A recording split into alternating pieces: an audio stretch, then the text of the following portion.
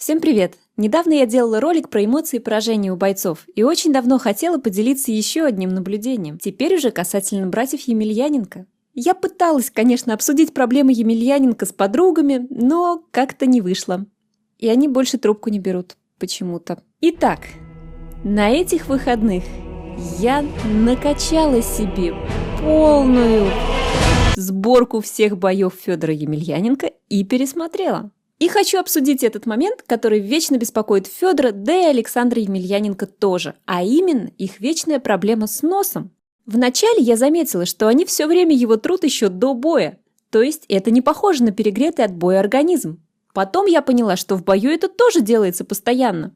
Братья трут нос и до боя, и с разбитым носом, и без разбитого носа. Вообще, если в целом про утирание носа, то в странах СНГ это точно популярный нервный жест. Но в случае с Емельяненко это все подряд. И нервы, и сопли, и кровь, так как нос легко разбиваемый. Посмотрим вместе моменты перед эпичным боем с Фердумом.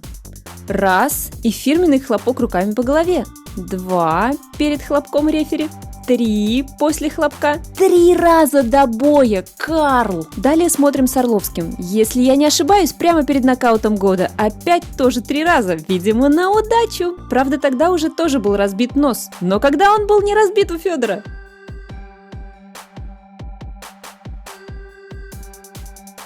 И опять те же самые постоянные утирания разбитого носа в бою с Марком Хантом.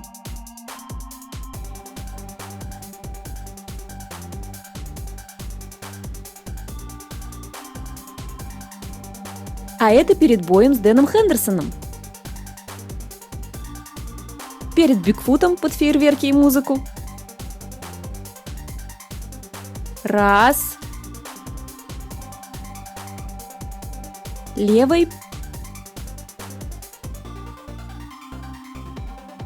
Правой.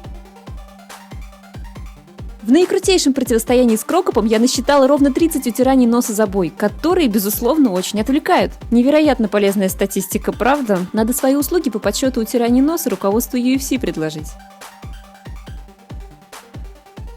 С Крокопом опять же разбитый нос был, но он и до разбития носа его тер и тер. А вообще, разумеется, Федор Емельяненко меня очень радует. Скромен, спокоен и, безусловно, легендарен. Я его очень уважаю. Хабибу, я считаю, нужно надрать зад Фергюсону, Конору, Кевину Ли и кто там еще выпендривается, вот тогда он будет так же значим, как Федор. Пишите в комментариях по поводу носа. Благодарствую сердечно за просмотр и за то, что вы мне пишете. Пока-пока! Кстати, забыла спросить, кому еще кажется, что Федор это скорее не подсушенный полутяж, а?